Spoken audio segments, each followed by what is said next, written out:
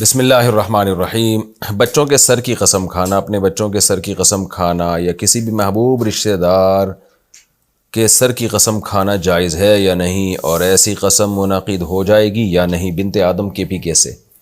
یہ عمل جائز نہیں ہے، حدیث میں ممانعت ہے اللہ کے علاوہ کسی کی قسم کھانے کی، اور یہ قسم منعقد بھی نہیں ہوتی۔ نماز میں ٹراؤزر فولڈ کرنا کیا مکروہ ہے؟ کمپنی میں ملازمین کو جو یونیفارم ملتا ہے اس میں عام طور پر ٹراؤزر یا پاجامہ کا سائز بڑا ہوتا ہے، تو نماز میں ٹخنے کھلے رکھنے کے لیے اس کا کچھ حصہ فولڈ کر سکتے ہیں یا نہیں؟ سنا ہے کہ ایسا کرنا مکروہ تحریمی ہے۔ سعد خان کراچی سے۔ سعد خان، آپ نے بالکل غلط سنا ہے۔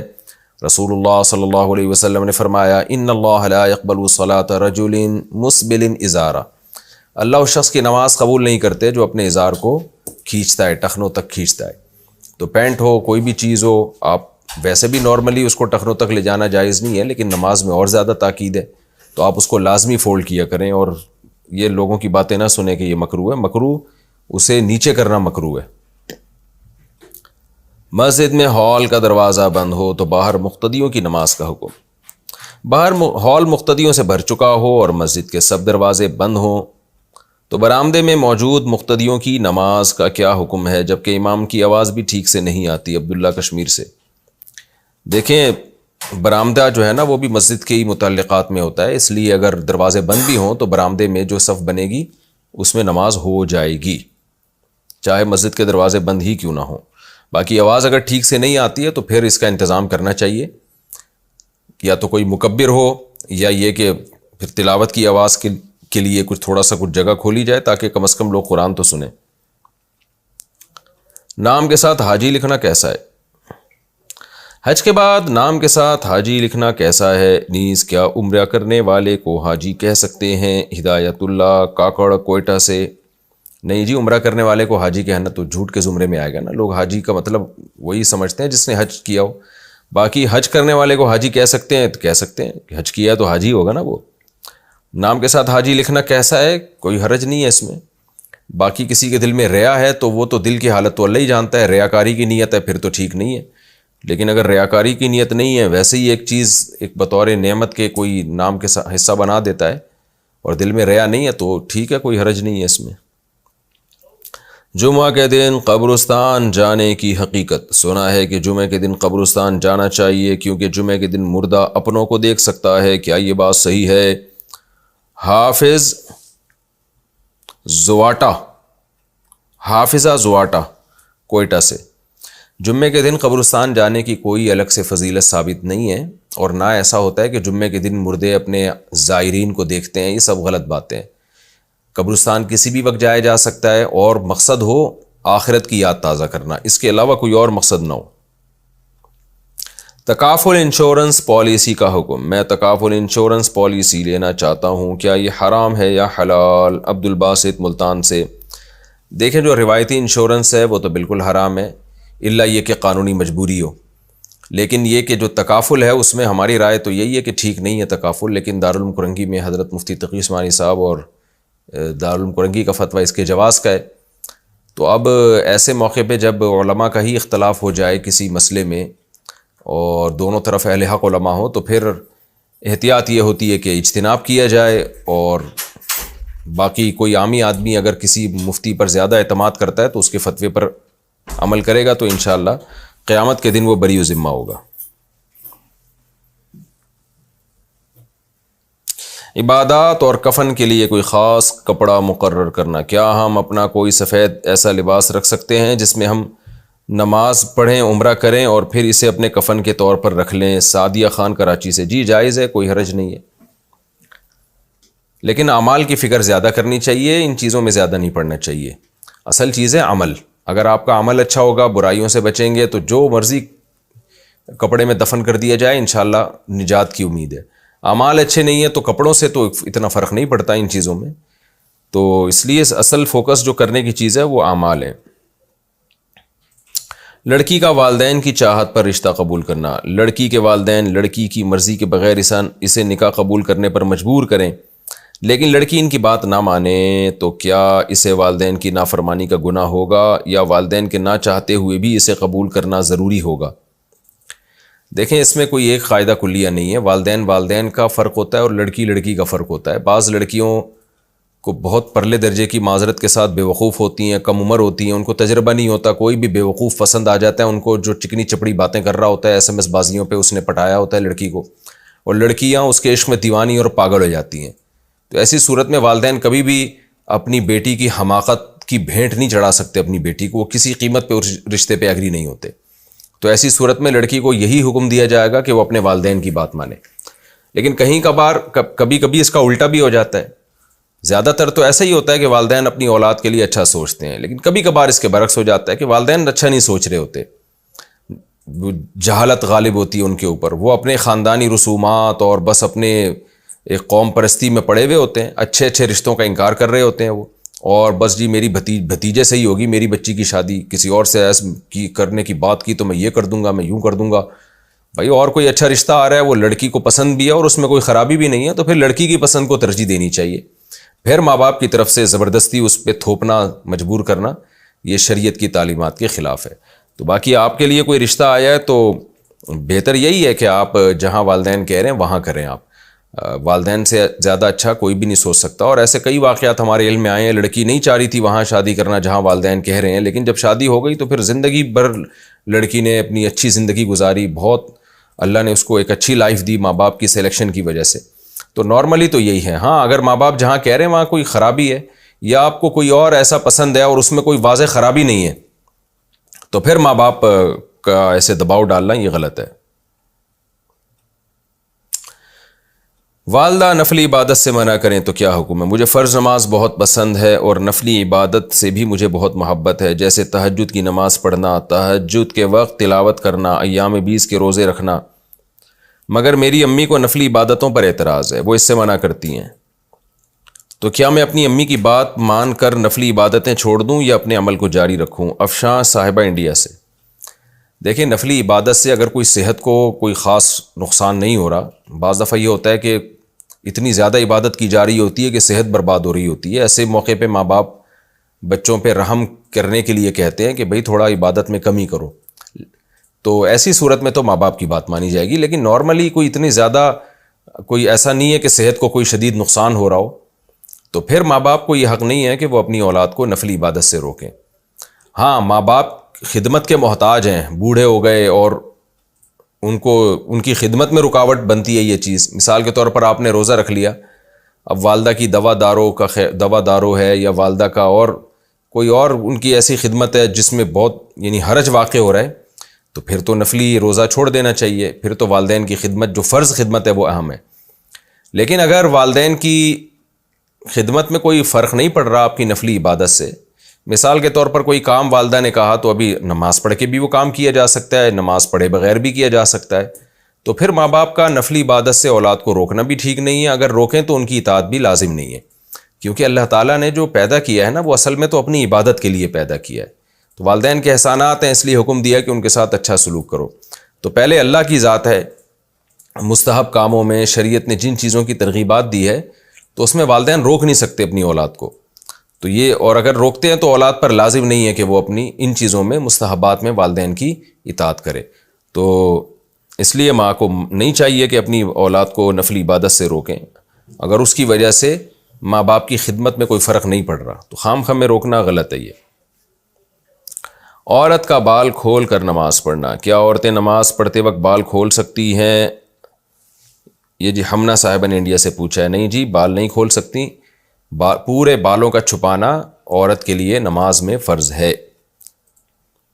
فجر کے بعد انفرادی ذکر بہتر ہے یا اجتماعی تعلیم؟ فجر کی نماز کے بعد اجتماعی طور پر فضائل اعمال یا کسی اور کتاب کی جو تعلیم ہوتی ہے، کیا یہ عمل بہتر ہے یا انفرادی ذکر بہتر ہے؟ محمد تسلیم اختر انڈیا سے۔ دیکھو جو اجتماعی ترتیب میں جڑے ہوئے ہیں، جیسے تبلیغ سے منسلک لوگ ہیں، ان کو اگر کوئی نظم دیا گیا ہے تو ان کو چاہیے کہ اس نظم کی پابندی کریں، کیونکہ سارے اس نظم کو توڑیں گے تو پھر تو تعلیم کا سلسلہ ہی رک جائے گا۔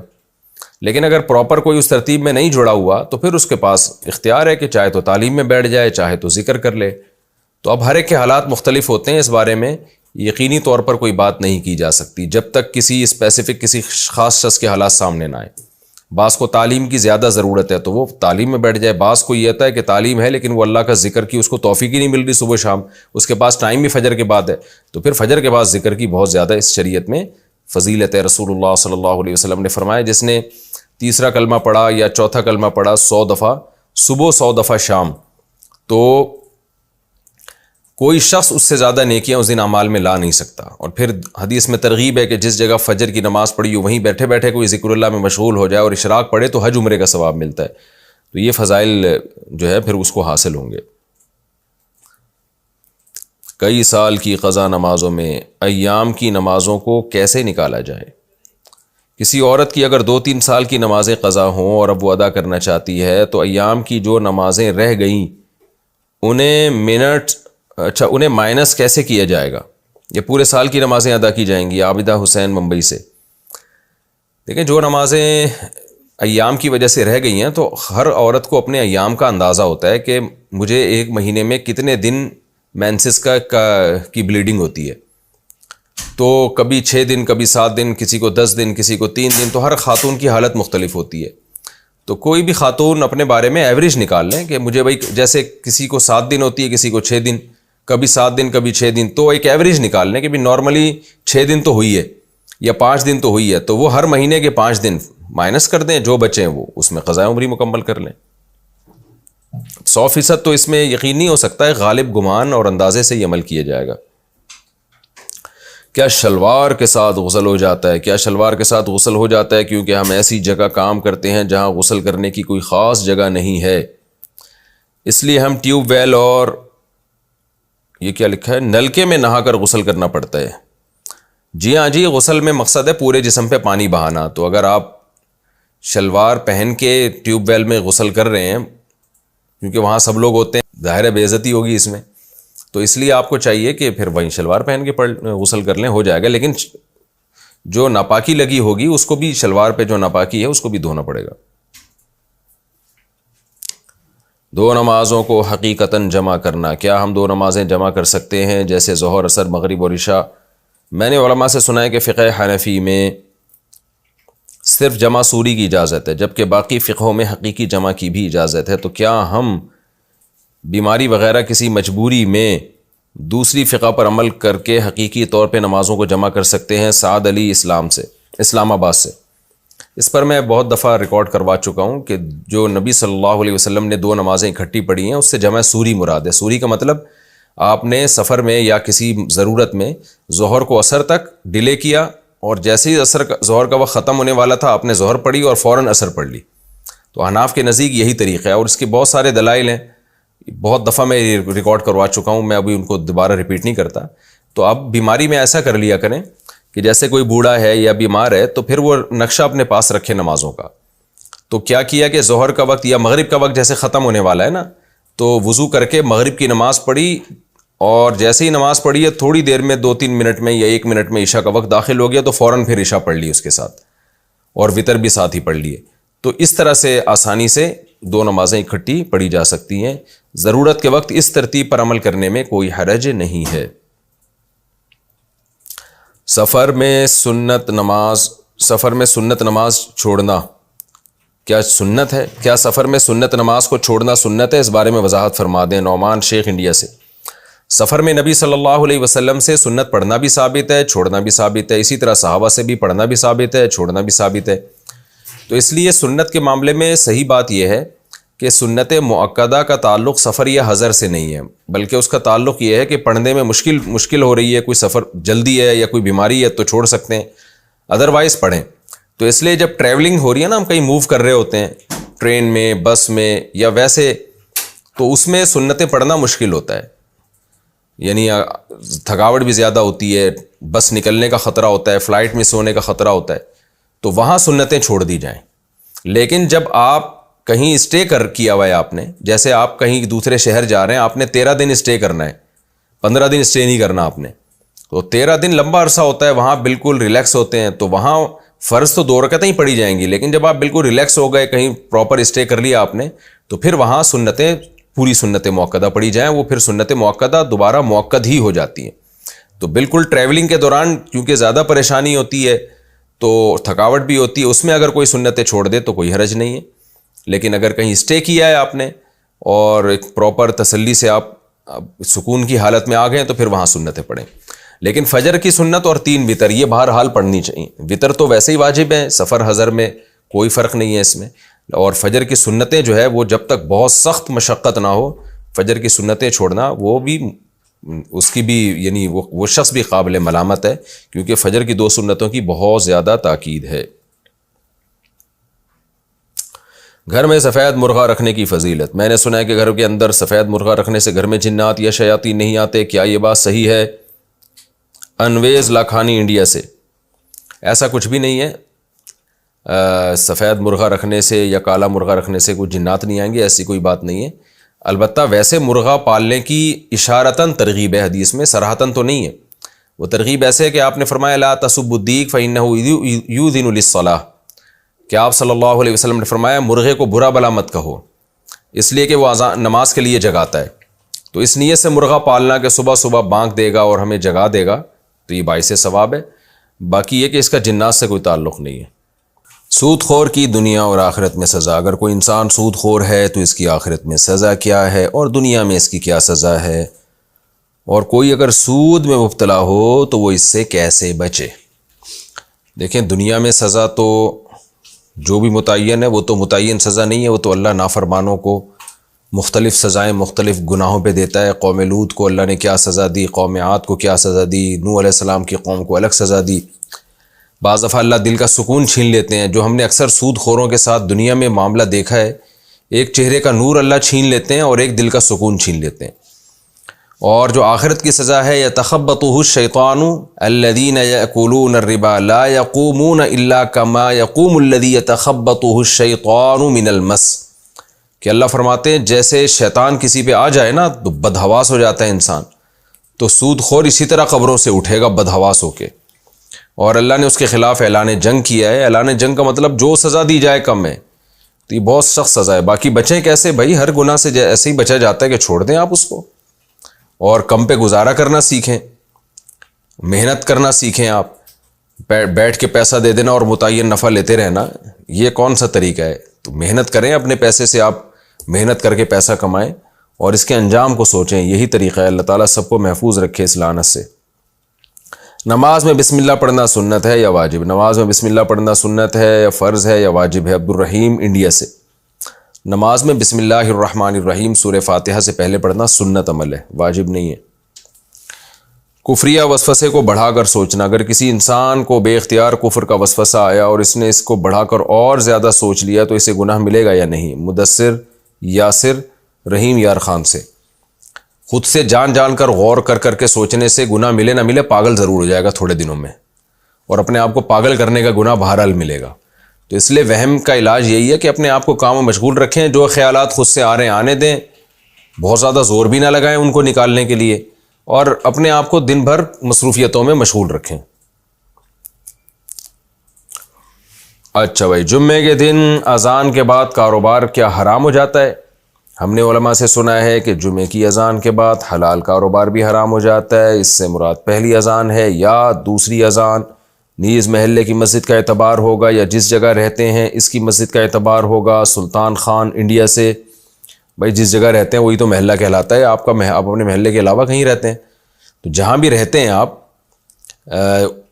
یعنی جہاں اس وقت موجود ہوں جب جمعے کی اذان ہو رہی ہو، تو آپ جس علاقے، اگر بازار میں ہیں تو قریب ترین مسجد جہاں جمعہ پڑھا جاتا ہے اس کی پہلی اذان پہ آپ کو کاروبار بند کرنا پڑے گا، اور اگر آپ اپنے محلے میں ہیں، گھر میں ہیں، تو پھر محلے کی اذان پہ آپ کو اپنا کاروبار بند کرنا ضروری ہے، اور اس سے پہلی اذان مراد ہے، دوسری نہیں، کیونکہ فَاسْعَوْا اِذَا نُودِیَ لِلصَّلَاةِ مِن یَوْمِ الْجُمُعَةِ فَاسْعَوْا إِلَىٰ ذِکْرِ اللَّهِ وَذَرُوا الْبَیْعَ۔ قرآن کہتے ہیں جب جمعے کے دن تمہیں نماز کے لیے بلایا جائے تو اللہ کے ذکر کی طرف دوڑو اور خرید و فروخت چھوڑ دو۔ تو ظاہر ہے وہ تو پہلی اذان کے وقت بلایا جاتا ہے نا، لیکن اس میں ایک چیز ائمہ کرام کو بھی خیال کرنا چاہیے کہ جمعے کی پہلی اور دوسری اذان میں بہت زیادہ وقفہ بعض دفعہ کیا جاتا ہے، تو یہ بھی غلط ہے۔ تو جمعے کی پہلی اور اذان میں زیادہ وقفہ نہیں کرنا چاہیے، اور اگر پہلی اور دوسری اذان کے درمیان کوئی لمبا بیان کرنا ہے تو پھر بیان پہلے کر دیا جائے، اور بہتر یہ کہ اذان بعد میں دی جائے، پہلی اذان پھر اس کے تھوڑی دیر کے بعد دوسری اذان۔ جمعے کا بیان کرنے کے لیے پیسے لینا، خطبہ حضرات جمعے کے دن بیان کے لیے جو ہدیہ لیتے ہیں ان کے لیے یہ لینا صحیح ہے یا غلط؟ سلطان خان انڈیا سے۔ دیکھیں، کوئی بھی شخص اگر اپنا ٹائم آپ کو دیتا ہے آپ کی خدمت کے لیے تو اس کے لیے متعین رقم لینا جائز ہے۔ تو اگر کوئی خطیب کہتا ہے کہ میں 1 گھنٹہ بیان کروں گا اور اس کے اتنے پیسے ہیں میرے، میں تب آپ کو ٹائم دوں گا، تو شرعاً یہ جائز ہے۔ یہ تعلیم ہی ہے ایک طرح کی، جیسے مدرسوں میں ٹیچر پڑھاتے ہیں تنخواہ لیتے ہیں، بچوں کو قاری پڑھاتے ہیں تنخواہ لیتے ہیں، تو ایسے ہی خطیب بھی، آج کل موٹیویشنل اسپیکرز آپ دیکھ لیں نا، وہ بھی تو ایک یوں سمجھیں کہ یعنی ایک ٹائپ کے خطیب ہی ہیں وہ بھی، تو یوں کہہ سکتے ہیں کہ بھئی وہ ان پہ اسلام کا لیبل نہیں لگا ہوتا، یا ان میں بہت سے لبرل ہوتے ہیں، لیکن یہ کہ لوگوں کو موٹیویٹ کر رہے ہیں یا لوگوں کو گائیڈ کر رہے ہیں، تو جو بھی گائیڈ کرے گا تو گائیڈنس کے اپنا ٹائم کے پیسے وہ لے سکتا ہے۔ البتہ اس میں جو علماء ہیں، جو خطیب لوگ ہیں، بہتر یہی ہے کہ وہ یہ کام مفت میں کریں۔ مفت میں کریں گے تو لوگوں پہ اثر بھی زیادہ ہوگا، اپنی بھی اصلاح کا عنصر زیادہ ہے۔ لیکن بہرحال شرعاً ایک چیز جائز ہے، اگر وہ لیتے بھی ہیں تو اس میں کوئی گناہ نہیں ہے۔ باقی ظاہر ہے ہر آدمی کا تقویٰ، توکل، اس کا معیار دوسروں سے الگ ہوتا ہے۔ تو ہمارے ہاں اکثر الحمدللہ خطیب پیسے نہیں لیتے، اور اچھی بات ہے، ہونا یہی چاہیے کہ وہ فری میں ہی لوگوں کو تبلیغ کریں۔ پورے طور پر تبلیغ جبھی مؤثر ہوتی ہے۔ باقی یہ کہ لوگوں سے ہدیہ لیتے ہیں، تو اگر بتا کے ہدیہ لیتے ہیں یہ عمل ناجائز ہے۔ بتا کے ہدیہ لینا کہ تمام لوگ جو پیسے دینا چاہیں تشریف لے آئیں، یہ علماء کے وقار، ان کی عزت کے بالکل خلاف ہے، اور اس میں بہت دفعہ طیب خاطر، دل کی خوشی نہیں ہوتی، اگلا دباؤ میں آ کے ہدیہ دے رہا ہوتا ہے، تو یہ طریقہ بالکل بھی مناسب نہیں ہے۔ ویسے کسی کو کوئی بھی شخص ہدیہ دے دے تو وہ تو کوئی بھی کسی کو دے سکتا ہے ہدیہ، کوئی عالم کو بھی دیا جا سکتا ہے، اپنے ماں باپ کو بھی دیا جا سکتا ہے، دوستوں کو بھی دیا جا سکتا ہے، لیکن اس کے لیے جو آج کل اناؤنسمنٹ بعض جگہوں پر ہم نے دیکھی ہے اور پہلے سے بتایا جا رہا ہوتا ہے، تو یہ بالکل غلط ہے۔ اسی طرح بعض دفعہ کوئی خطیب ہو جس کے دل میں لالچ آ جائے کہ میں اس جگہ بیان کروں گا، دیکھنا دبا کے ہدیے ملیں گے، اور لالچ آ جائے، تو پھر اس خطیب کو خود اپنی اصلاح کے لیے چاہیے کہ وہ ہدیے پر پابندی لگا دے، کیونکہ نبی صلی اللہ علیہ وسلم نے ایسا مال جو لالچ کے بعد آئے نا اس سے منع کیا ہے۔ مال وہ اچھا ہوتا ہے جو بغیر لالچ کے آئے، اشراف نفس کے بغیر آئے، اس میں اللہ تعالیٰ برکت رکھتے ہیں۔ اس کی میں ایک مثال دیتا ہوں۔ ایک بزرگ تھے، وہ ایک شاگرد کو پڑھاتے تھے، تو ان بزرگ کے منہ سے یہ نکل گیا کہ میں فاقوں سے ہوں۔ ان کی نیت یہ نہیں تھی کہ تم مجھے کچھ کھلاؤ، تو میں فاقوں سے ہوں۔ تو شاگرد اٹھ کے چلا گیا، تو ان بزرگ کے دل میں لالچ آئی کہ میں نے اس کو کہہ دیا اب یہ جائے گا کھانا لے کر آئے گا، اور دل میں لالچ آ گئی۔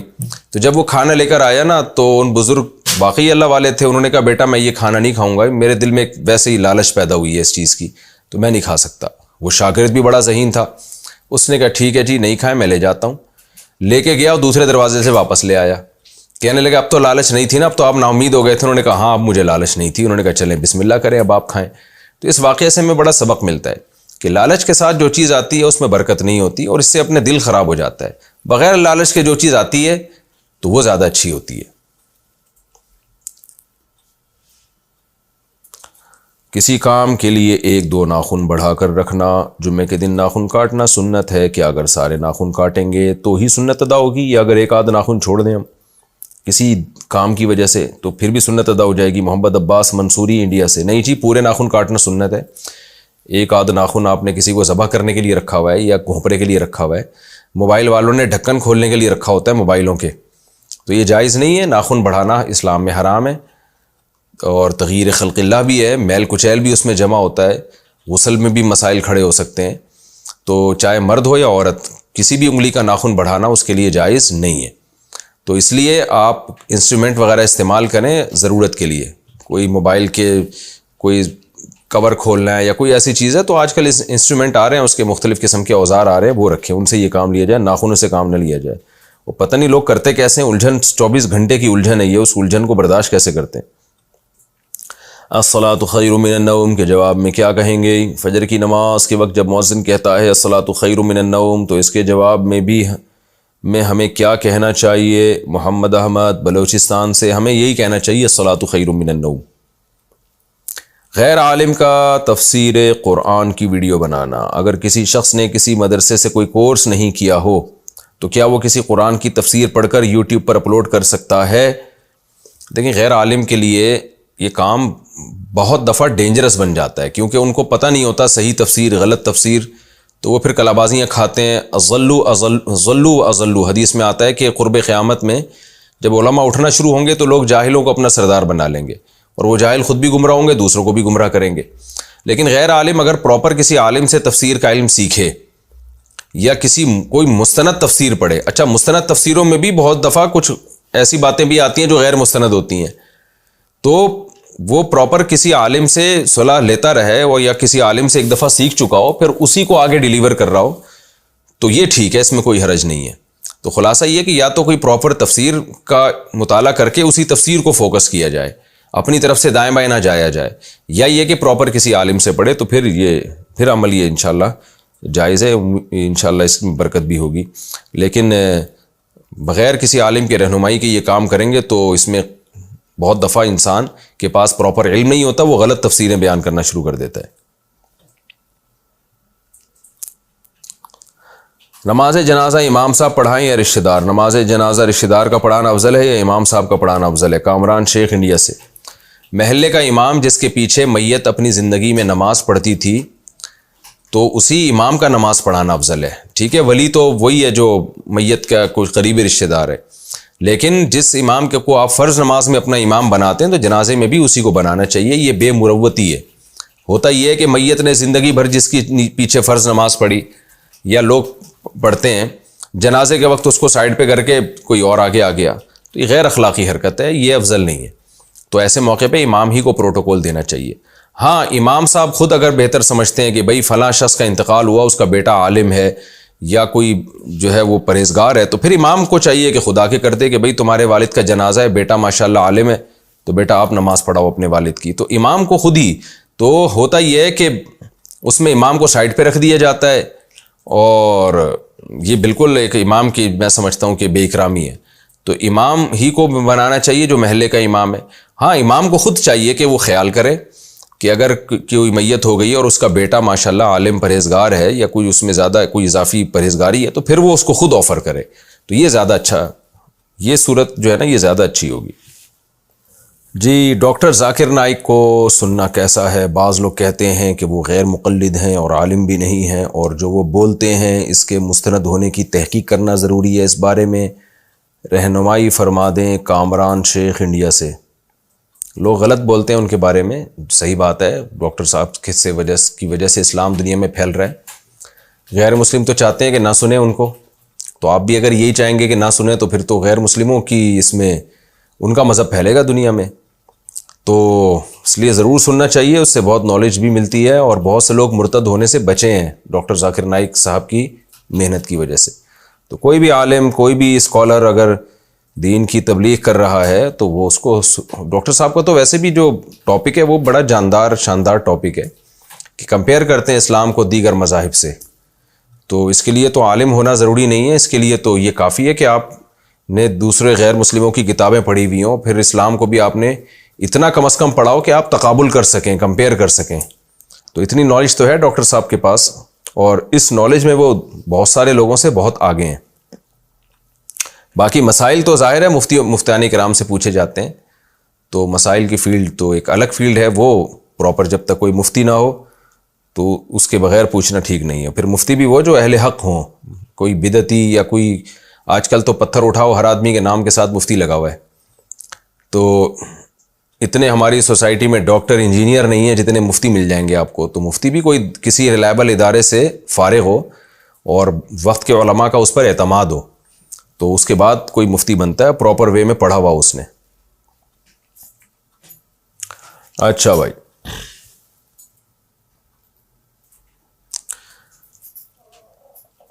رضائی بہن کون ہوتی ہے اور رضائی بہن کے نکاح کا شرعی حکم کیا ہے؟ میری پھوپھی کی بیٹی نے میرے چھوٹے بھائی کے ساتھ ہماری والدہ کا دودھ پیا ہے، تو کیا وہ میرے چھوٹے بھائی کی رضائی بہن ہوگی یا میری بھی ہوگی؟ کیا وہ میرے لیے بھی محرم کے حکم میں ہوگی اور نکاح حرام ہوگا؟ کامران شیخ انڈیا سے.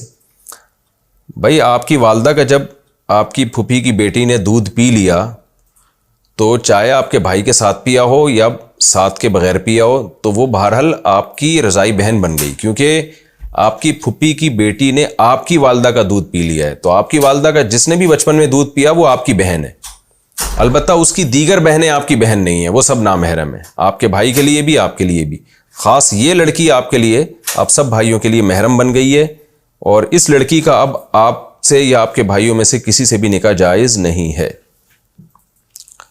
چھوٹے بچوں کو ہم عمرے پہ کیسے لے کے جائیں؟ میرا رمضان میں اپنے والدین اور بیوی بچوں کے ساتھ عمرے کا ارادہ ہے. میرے بڑے بیٹے کی عمر 3 سال ہے اور چھوٹے بیٹے کی عمر 7 ماہ ہے. تو چھوٹے بچوں کو عمرے پر لے جانا کیسا ہے اور وہاں کن آداب کا خیال رکھنا چاہیے؟ وقاص احمد خان. دیکھیں, چھوٹا بچہ عمرہ کرے گا اگر وہ صبی ہے, ممیز ہے, ممیز کا مطلب 7 سال سے اوپر کا ہے, سمجھدار بچہ ہے, تو اسے ثواب بھی ملے گا عمرے کا. باقی یہ کہ لے جانا چاہیے کہ نہیں, اور اس سے چھوٹا بچہ ہے تو پھر بچے کو کہ نہ کوئی ثواب ہے نہ کوئی نیکی, گناہ اس کے لیے, تو بالکل ناسمجھ ہوتا ہے وہ. باقی یہ کہ لے جانا چاہیے کہ نہیں لے جانا چاہیے, تو بھائی اگر آپ افورڈ کر سکتے ہیں, بچوں کو اپنے ساتھ لے جا سکتے ہیں, اللہ نے مالی وسعت دی ہے تو لے جائیں. بچے ساتھ رہیں گے, اس کا فائدہ یہ ہوگا کہ پھر آپ کا دل گھر میں نہیں اٹکے گا, آپ کو پراپر عمرہ میں آسانی ہوگی, آپ کا دل دعاؤں میں نماز میں لگا رہے گا. ورنہ بچے گھر پہ مائیں چھوڑ کر چلی جاتی ہیں تو پھر ہر وقت ان کو بچوں کی فکر لگی ہوتی ہے, پتہ نہیں میرے بچے کا کیا حال ہوگا, اس کی صحیح کیئر ہو رہی ہوگی کہ نہیں ہو رہی ہوگی. تو باقی لے جانے میں کوئی حرج نہیں ہے, اور نہ لے جانا چاہیں, کوئی پراپر پالنے والا ہے ان کو, تو بھی ٹھیک ہے.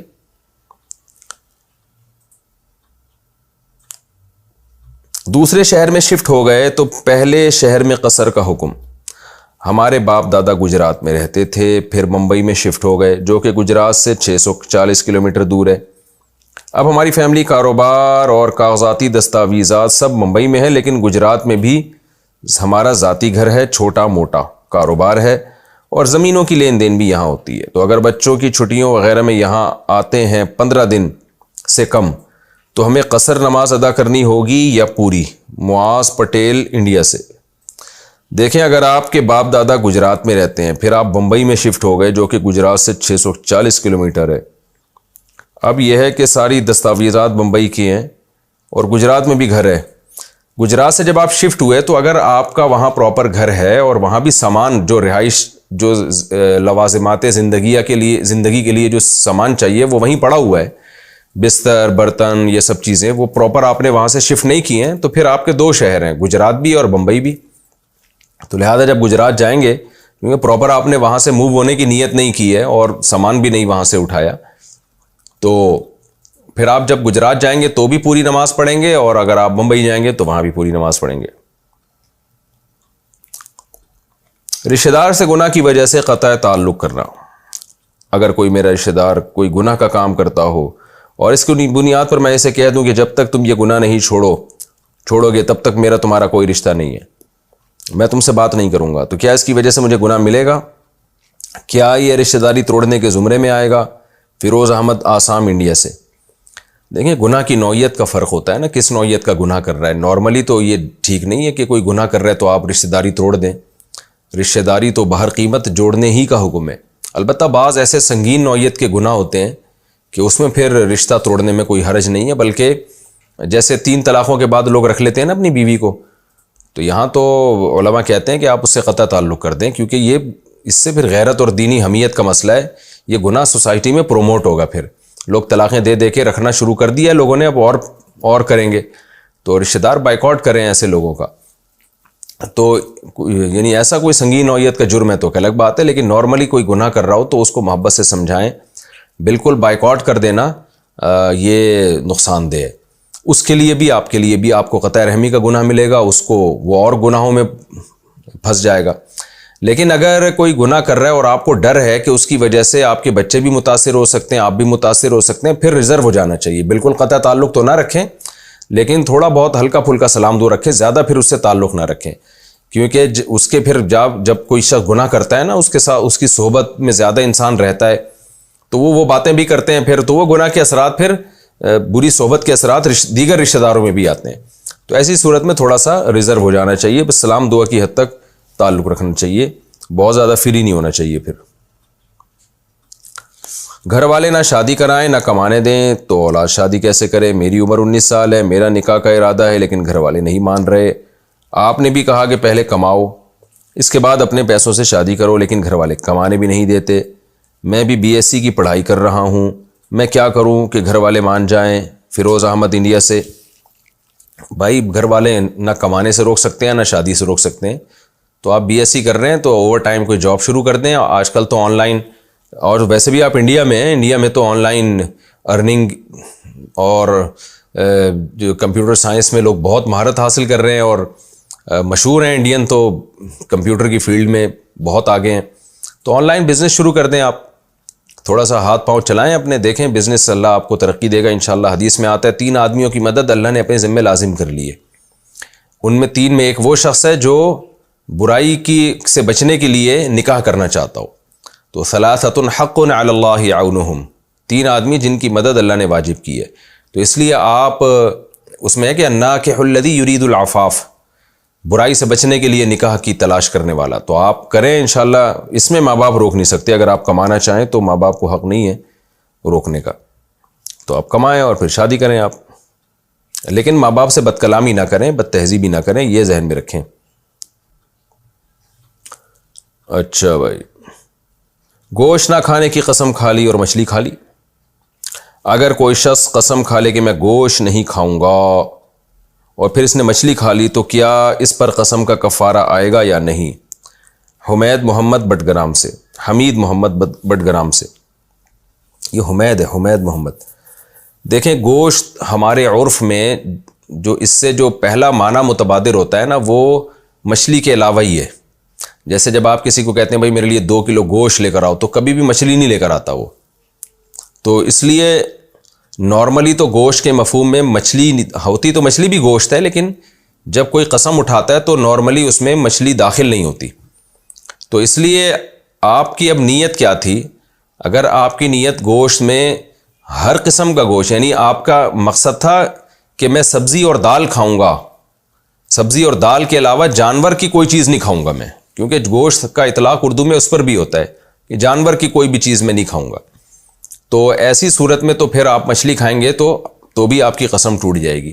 لیکن اگر آپ کی یہ نیت تھی کہ گوشت سے اسپیسیفک، آپ کا ذہن میں یہی تصور تھا کہ جو گوشت کھایا جاتا ہے، جو عام طور پہ جو گائے بکرے کے گوشت کو گوشت کہا جاتا ہے، یہ نیت تھی، تو پھر آپ مچھلی کھانے سے آپ کی قسم نہیں ٹوٹے گی۔ تو خلاصہ یہ کہ اگر آپ کی نیت تھی کہ میں سبزیاں کھاؤں گا اور دال کھاؤں گا، ویجیٹیرین بنوں گا میں، تو اس نیت سے اگر قسم اٹھائی ہے تو مچھلی بھی کھانے سے آپ کی قسم ٹوٹ جائے گی، کیونکہ ویجیٹیرین جو ہیں وہ فش بھی نہیں کھاتے، اللہ ماشاء اللہ کوئی کھاتا بھی ہوگا، لیکن یہ کہ نارملی۔ اور اگر آپ کی نیت یہ تھی کہ بھئی گوشت سے میری خاص گوشت ہی مراد ہے، یہ والا گوشت، تو پھر مچھلی کھانے سے آپ کی قسم نہیں ٹوٹے گی۔ اور اگر کوئی بھی نیت نہیں تھی تو پھر گوشت سے ہمارے ہاں جہاں تک میری رائے ہے، جو میں سمجھتا ہوں، اس میں اختلاف رائے ہو سکتا ہے اہل زبان کا، تو میرا خیال یہی ہے کہ جب کوئی بھی اگر آپ کی نیت نہ ہو اور کوئی بھی قرینہ کہیں بھی طرف نہ ہو، ایک تو میں نے قرائن بتا دیا نا کہ آپ سبزی سے احتراز کرنا چاہتے تھے، یعنی آپ کی نیت یہ تھی کہ میں سبزیاں ہی کھاؤں گا، گوشت نہیں کھاؤں گا، مطلب سبزیاں، دال وال، جو زمین سے نکلی ہوئی چیزیں، بظاہر یہی ہے کہ یہی نیت مجھے لگتا ہے کہ عام طور پہ لوگ کرتے ہیں، تو پھر تو مچھلی کھانے سے بھی قسم ٹوٹے گی۔ اور اگر خاص نیت آپ نے یہ کی تھی گوشت سے گوشت مراد ہے، تو گوشت کھانے سے ہی قسم ٹوٹے گی، مچھلی سے نہیں۔ کوئی بھی نیت نہیں تھی، بالکل ذہن خالی تھا، تو پھر میرا خیال یہ ہے کہ گوشت کا اطلاق ہمارے ہاں جو متبادر ہے نا، وہ مچھلی متبادر نہیں ہے، بلکہ یعنی جس کی طرف ذہن جاتا ہے وہ فوراً عام گوشت ہی کی طرف جاتا ہے، مچھلی اس میں داخل سمجھی نہیں جاتی۔ تبھی بھی یہی وجہ ہے کہ ڈاکٹر لوگ جب گوشت پہ پابندی لگاتے ہیں تو مچھلی عام طور پر اس میں داخل نہیں ہوتی۔ ڈاکٹر نے اگر مچھلی پہ پابندی لگانی ہوگی نا تو الگ سے فش کا نام لے گا کہ فش بھی نہ کھائیں آپ۔ اچھا بھائی، قضاء عمری کی نمازیں کیا ہم بیٹھ کے پڑھ سکتے ہیں؟ کیا قضاء عمری کی نمازیں کھڑے ہو کر ہی پڑھنا ضروری ہے، بیٹھ کر بھی پڑھ سکتے ہیں؟ کامران شیخ انڈیا سے۔ بھائی قضاء عمری بھی فرض نمازوں میں شامل ہے نا، تو فرض نماز کھڑے ہو کے ہی پڑھنا ضروری ہے، بیٹھ کے نہیں پڑھ سکتے۔ اگر بھول کر قسم توڑ دی تو کیا کفارہ ہوگا؟ اگر کوئی قسم اٹھاتا ہے کہ میں یہ کام نہیں کروں گا اور پھر بھول کر وہ کام کر لے تو کیا اس سے بھی قسم ٹوٹ جائے گی یا نہیں؟ جی ہاں جناب، اس سے بھی قسم ٹوٹ جائے گی اگر بھولے سے وہ کام کر لیا۔ باقی یہ جو حدیث میں آتا ہے رفع عن امتی الخطأ والنسیان، میری امت سے خطا اور بھول کو معاف کر دیا گیا ہے، تو اس کا مطلب ہے خطا اور بھول کے گناہ کو معاف کر دیا گیا ہے۔ شرعی حکم معاف نہیں ہوتا. آپ بھولے سے قتل کر دیں تو شرعی حکم تھوڑی ساقط ہوگا. نماز میں بھولے سے آپ سے کوئی غلطی ہوتی ہے تو سجدہ سہو ایک شرعی حکم ہے, وہ تو ادا کرنا پڑے گا آپ کو. صرف روزے کو شریعت نے مستثنیٰ کیا ہے کہ روزے میں اگر بھولے سے آپ کھا لیں تو روزہ نہیں ٹوٹتا. باقی تو سب چیزیں اپنی اصل پر ہیں کہ بھولے سے ہو یا جان کر ہو تو شرعی حکام تبدیل نہیں ہوتے. ہاں گناہ نہیں ملتا کیونکہ آپ کا ارادہ نہیں تھا. تو بھولے سے اگر قسم توڑ دی ہو تو قسم توڑنے کا گناہ نہیں ملے گا, لیکن کفارہ بہرحال ادا کرنا پڑے گا. تو 10 غریبوں کو 2 ٹائم کا کھانا کھلا دیں, یا 10 غریبوں کو 2.25 کلو گندم کے حساب سے گندم دے دیں, یعنی ہر غریب کو 2.25 کلو گندم ملے, یا اس گندم کی 10 غریبوں کو قیمت دے دیں, یعنی 2.25 اتنی قیمت کہ ہر غریب کو 2.25 کلو گندم کے پیسے مل رہے ہوں. تو یا ایک ہی غریب کو 10 دنوں میں تقسیم کر کے دے دیں, یہ رقم تو بھی کفارہ ادا ہو جائے گا.